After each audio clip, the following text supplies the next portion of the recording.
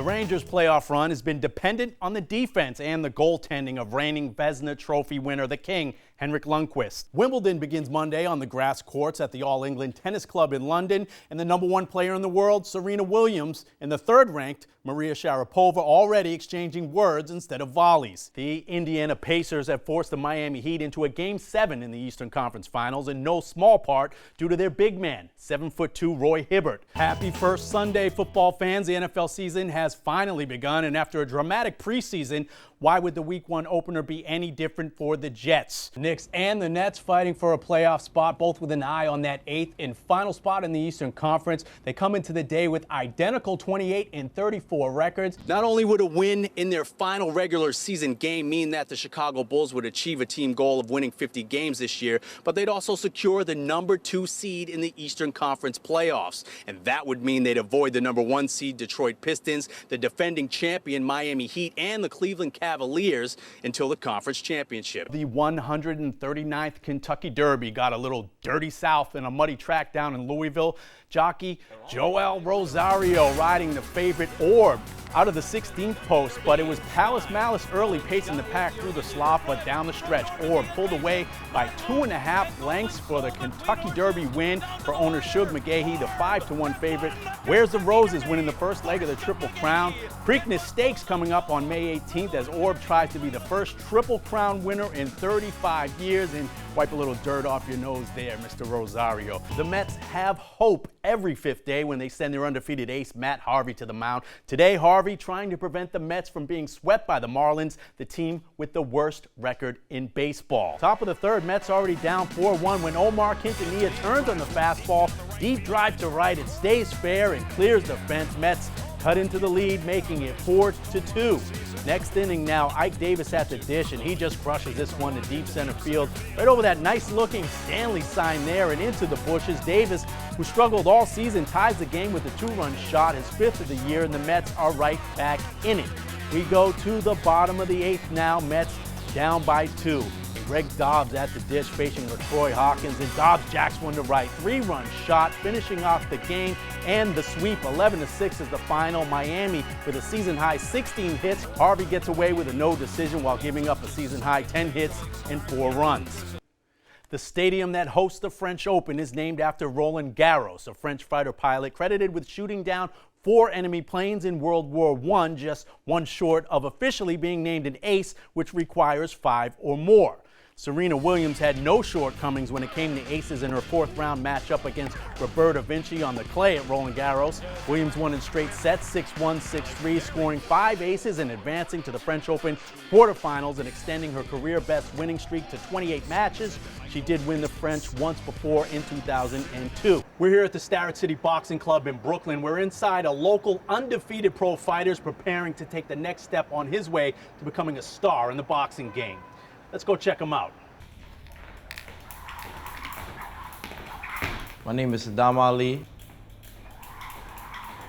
I'm from Brooklyn, New York. I'm very excited about my next fight at the Barclays Center. Main event, main attraction, all eyes on me in my hometown.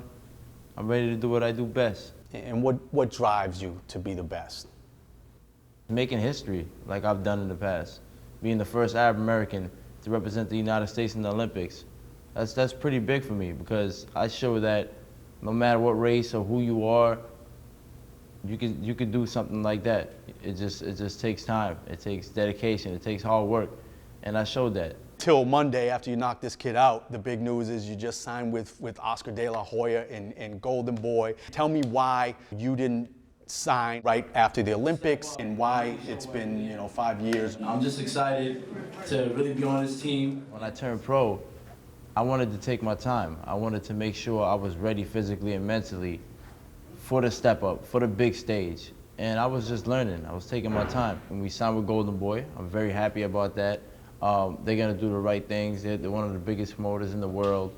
And I'm very excited about that. When you were coming up and you first realized that, man, this is something I'm good at, and I mean, you probably enjoyed it, but when you realized that you were, you had a future in this if you wanted it, how did it feel? I started karate when I was 5 years old, and then went into boxing when I was 8 years old. From there, I just got better and better. Went to tournaments. I lost some. I won some. But you learn from your losses. Do you recall any one moment or something where it clicked in your head where you were like, this is my thing, this is what I want to do, you know, where it wasn't just a hobby or getting out of the house, where it was like, I'm ready to put in work? I think the time that I knew boxing is what I wanted to do was when I won my first belt.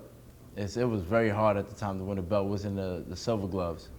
And my dad was a big cigarette smoker. And he told me if I win the belt, he's gonna stop smoking. So I worked hard for it. And my talent was just there. I was just very good. And I won. And I told him, you gotta throw the cigarettes away, but he still smokes to this day. He lied to me. How did a kid from Canarsie get to this point where, you know, you're about to show the world and take this game by storm? I got to the stage that I'm at right now, honestly, was listening to my parents. I mean, they want the best for you. They want good for you. And just staying out of the streets, being smart, training hard, and just wanting good for myself.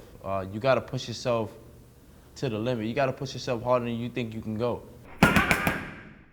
I think he's ready. I'm still at the bottom of the ladder, and I'm ready to climb. Valerie Nainima's skills on the basketball court have already taken her a long way. The sophomore point guard traveled almost 8,000 miles from her hometown of Suva, Fiji, to come and play for the Blackbirds, where she quickly made her mark in LIU history as a freshman, averaging 18 points and becoming the first player ever to win the Northeast Conference Rookie of the Year and Player of the Year in the same season.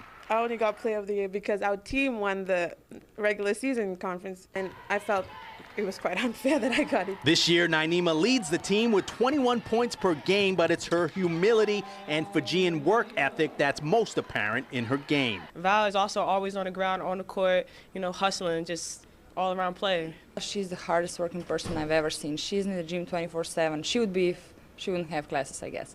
When Valerie arrived at LIU, she wasn't your ordinary freshman. She already had international playing experience, leading Fiji to a gold medal in the 2007 South Pacific Games, where she teamed with fellow Fijian and current partner in the LIU starting backcourt, Michaela Whippy. Fiji's good for basketball, but if you want to get somewhere, you got to go overseas. Everyone knows that. So when I saw it at home, I'm like, Coach, you have to get this girl here. Whippy and I, we go back, like, you know, for a long time. So I just love her. You know, I owe her so much because she got me to come here through Coach. It started with Lana Kershaw, who was from New Zealand, and she's the one that told us about Michaela Whippy because they went to the same high school in New Zealand. And then Whippy, in turn, told us about Val. And then we have little Whippy in 2 years that's going to be coming over to play for us. So, you know, we hopefully will continue the tradition that we started over in the islands. Reporting from Long Island University, Cord Stanley, News 12, Brooklyn.